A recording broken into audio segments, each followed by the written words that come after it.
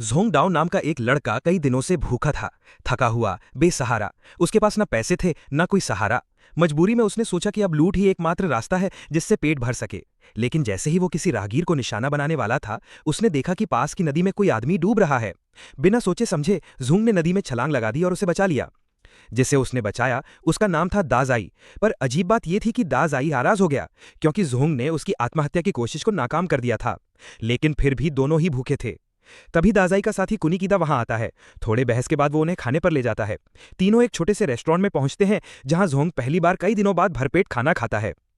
खाने के दौरान जोंग को पता चलता है कि दाजाई और कुनिकीदा एक स्पेशल प्राइवेट एजेंसी से जुड़े हैं, आर्म्ड डिटेक्टिव एजेंसी, जो ऐसे केस सुलझाती है जिन्हें पुलिस या सेना तक संभाल नहीं पाती। आज उनका मिशन है एक रहस्यमयी टाइगर जैसी एंटिटी को ढूंढना, जिसने हाल ही में शहर में कई हमले किए हैं।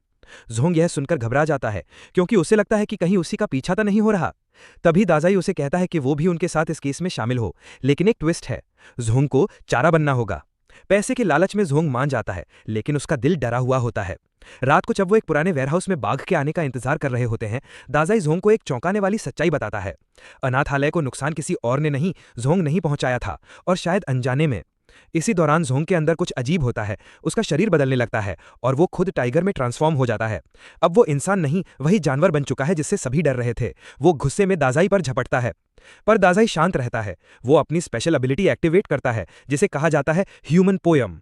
एक ग्लोइंग एनर्जी जोंग के सामने फैल जाती है और उसकी ट्रांसफॉर्मेशन रुक जाती है। टाइगर से इंसान में वापस बदलते हुए जोंग थककर गिर पड़ता है। उसी वक्त एजेंसी के बाकी सदस्य वहां पहुंचते हैं। अब सच्चाई सामने आ चुकी थी। जोंग ही वो रहस्यमयी ताकत था, लेकिन अब उसके पास एक दूसरा मौका है अपनी गलतियों को सुधारने और एक नई कहानी शुरू करने का।